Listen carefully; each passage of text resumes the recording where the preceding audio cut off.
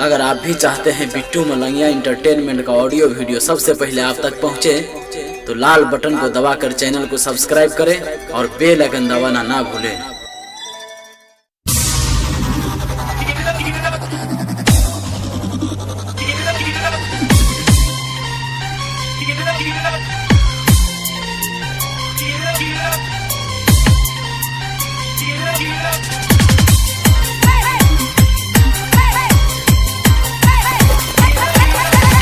अखन अपने सब सुन रहा छी बिट्टू मलंगिया एंटरटेनमेंट के।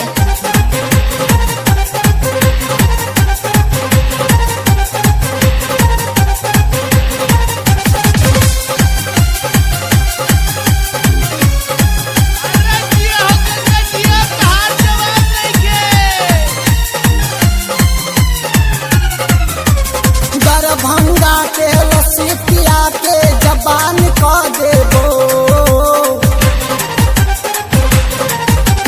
दरभंगा के लस्सी पिया के जबान क देबो। तोहला उठा के गोरी गोरी,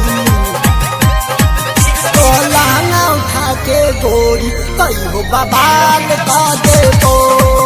तोहला उठा के गोरी कहियो बबाल क देबो। डीजे बिट्टू मलंगिया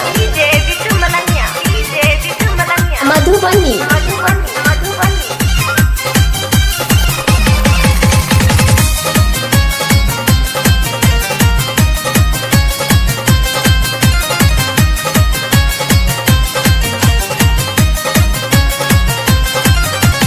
पतली कमर तोह लगो आलू चॉप दे, लहंगा के भीतर तोह चीज बड़ा टॉप दे, चीज बड़ा टॉप दे, चीज बड़ा टॉप दे, चीज बड़ा टॉप दे। पतली कमर तोह लगो आलू चॉप दे, लहंगा के भीतर तोह चीज बड़ा टॉप दे। सब छौला तारीख चिखना में जियान क दे तो, सब छौला तारीख चिखना में जियान क दे तो।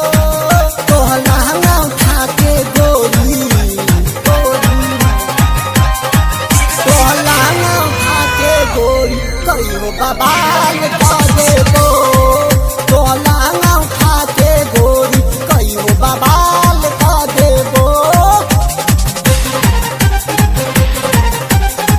डीजे बिट्टू मलंगिया मधुबनी।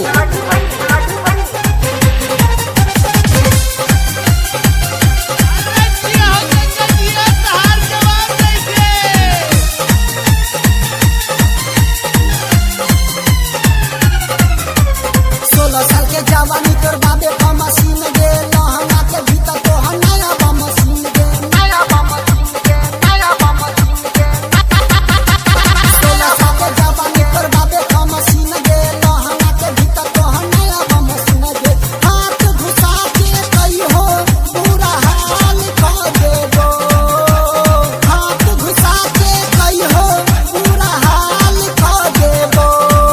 तोह लहंगा उठा के गोरी गोरी,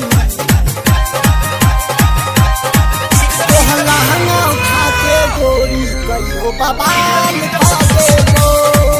तोह लहंगा उठा के गोरी कहियो बबाल क देबो।